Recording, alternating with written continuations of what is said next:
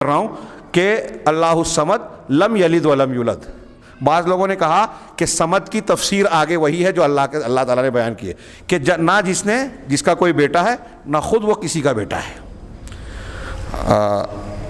اللہ رب العالمین کے لیے بیٹا سزاوار بھی نہیں ہے.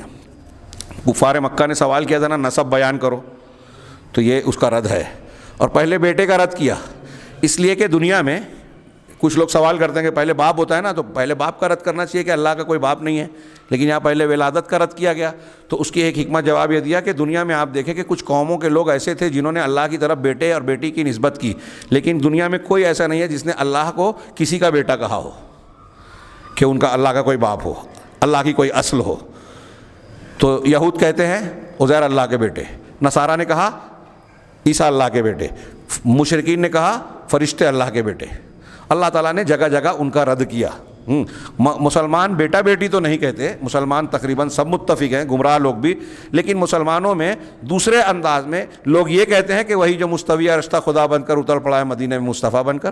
مسلمانوں میں کچھ لوگ ایسے ہیں جو اللہ کی صفات کو اپنے اولیاء بزرگوں میں کہ وہ بھی زندہ کرنے والے ہیں، وہ بھی ایسے ہیں، وہ بھی جو ہے وہ مرنے کے بعد جو ہے کہیں بھی آتے جاتے ہیں، سب کی سنتے ہیں، حاضر ناظر ہوتے ہیں. اس طرح کی باتیں جو اللہ کی خصوصیات ہیں لوگوں میں بیان کرنے کی کوشش کرتے ہیں مخلوقات میں. تو بہرحال جو بیٹے کا تعلق یا اس بات بعض جگہوں پر پایا جاتا ہے. اللہ تعالیٰ نے کہا لم یلد ولم یولد. اللہ کی شان وہ ہے جس نے کوئی بیٹا، نہ اس کا کوئی بیٹا ہے نہ وہ کسی کا بیٹا ہے. یہاں نقطے والی بات ہے کہ ابھی آپ نے سنا الصمد ہے، وہ بے نیاز ہے، اس کو کسی کی ضرورت نہیں. بیٹے کی ضرورت کس کو ہوتی ہے؟ ہم کو اور آپ کو. شادی کے بعد بیٹا نہ ہو تو تھوڑا آر محسوس ہوتا ہے، خاص طور سے عورتیں سوچتی ہیں کہ ہم اولاد نہیں ہو رہی ہے، لوگ کیا بولیں گے، ڈاکٹر کے پاس دوڑنا بھاگنا شروع ہو جاتا ہے.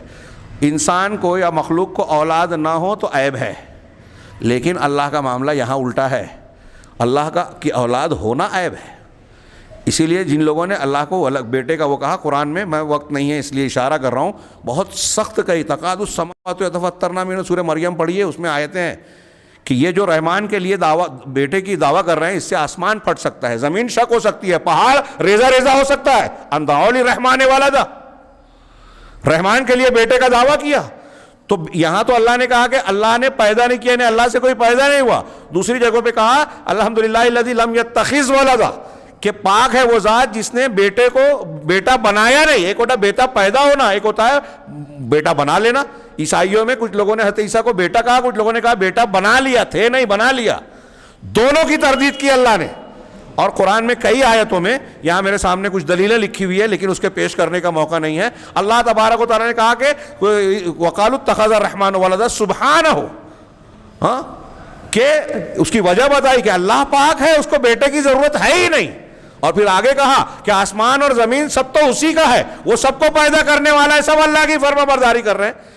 دنیا میں باپ کماتا ہے، پراپرٹی بناتا ہے تو سوچتا ہے میرا وارث ہو. حضرت زکریا نے دعا کی کہ اللہ ربی حبلی من الصالحین یرثنی و یرث آل یعقوب، کہ میرا وارث ہو اور آل یعقوب کا وارث ایسا بیٹا تو دے، نیک بیٹا. تو دنیا میں انسان کا وارث بنتا ہے بیٹا. اللہ رب العالمین کو بڑھاپا، موت، نیند، اونگ آنے والی ہے کیا؟ کسی سہارے کی ضرورت ہے کیا؟ تو اللہ کو بیٹے کے سہارے کی ضرورت نہیں ہے، کوئی سوال ہی پیدا نہیں ہوتا، لہذا اللہ بے نیاز ہے. تو لم یلد ولم یولد. بعض لوگوں نے کہا کہ الصمد کی تشریح یہی ہے کہ اللہ تعالیٰ جس کا کوئی بیٹا نہیں اور وہ کسی کا بیٹا نہیں، یہ اس کی تفسیر ہے. ولم یکن لہ کفوا احد، اور وہ ذات ہے جس کا کوئی کفو نہیں ہے، کوئی ہمسر نہیں ہے. کفون مکافی کو کہتے ہیں. اس کی تفسیر میں علماء نے کئی اقوال بیان کیے، یعنی اس کا کوئی نظیر نہیں ہے، مثیل نہیں ہے، شریک نہیں ہے، اس کے جیسا کوئی نہیں ہے. لیس کمثلہ شیء وہو السمیع، اللہ کے جیسا، اللہ کے مثل کوئی ہے ہی نہیں، بالکل لا تضربوا للہ الامثال.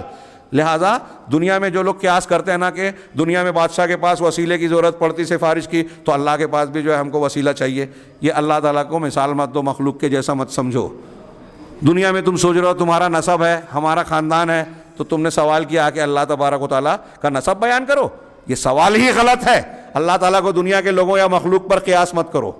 ہاں وہ ان سے کہیں بالا تر ہے.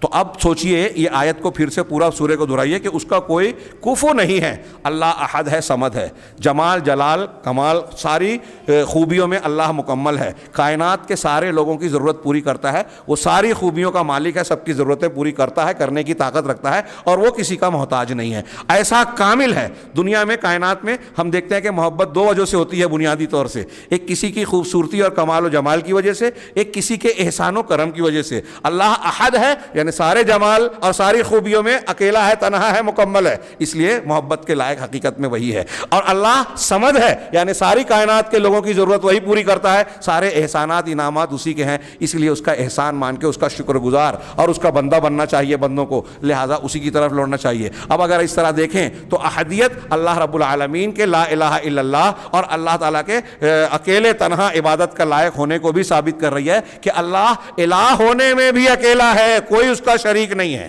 یہ معنی خود بخود اس میں آ گیا، اور یہی تمام انبیاء کی تعلیم ہے. جیسا کہ ہم نے جمعہ میں سنا، تمام کتابیں، تمام انبیاء اور اللہ کی جو نازل شدہ شریعتیں ہیں، اس کی بنیاد اصل الاصول یہی ہے کہ اس کی توحید کو اختیار کیا جائے، اللہ کو ایک اور اکیلا مانا جائے، عبادات میں، ربوبیت میں، اسماء و صفات میں، اس کی جتنی خوبیاں ہیں سب میں وہ تنہا ہے، اس کے کسی حق میں کوئی شریک نہیں ہے.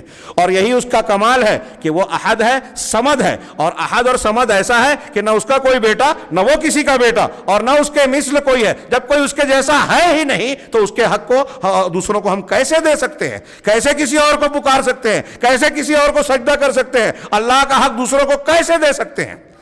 اگر اس اعتبار سے آپ غور کرتے جائیں تو قل هو اللہ احد اللہ الصمد یہ توحید کے جو ضروری مطالب ہیں اس میں سمٹے ہوئے ہیں. اور دنیا کا کوئی بھی انسان اگر حق کا تلاش کرنے والا ہے، ہاں اگر وہ کسی بھی مذہب کے گھر میں پیدا ہوا ہو، یہودیوں کے یہاں، نصرانیوں کے یہاں، جین مذہب کے یہاں، ہندو دھرم کے یہاں، کسی بھی پیدا ہوا ہو، اور اگر وہ قل هو اللہ احد اللہ الصمد کے معنی کو اچھی طریقے سے سمجھ لے اور جان جائے کہ اللہ ایسا ہے، تو وہ فوراً کلمہ پڑھ لے گا. اس کا دل کہے گا، اللہ کی توفیق نہ ہو یہ ایک الگ بات ہے، وہ کلمہ پڑھ لے گا کہ واقعی اللہ کی ذات ہی ایسی ہے جو عبادت کے لائق ہے، کوئی اور ایسا ہے ہی نہیں، کوئی اور بے نیاز ہے ہی نہیں، اور کوئی ایسا ہے ہی نہیں جس کے کوئی مثیل و نظیر نہ ہو. لہٰذا ساری عظمتوں کا، کبریائی کا، الوہیت کا، ربوبیت کا اور ہمارے عبادات کا سزاوار صرف اور صرف وہی ہے، اسی کی عبادت کی جائے. یہ قل هو اللہ احد اور یہ قرآن کا ایک تہائی حصے کے برابر ہے. اس کی مختصر سی میں نے تشریح کی. یہاں تھوڑا سا تذکرہ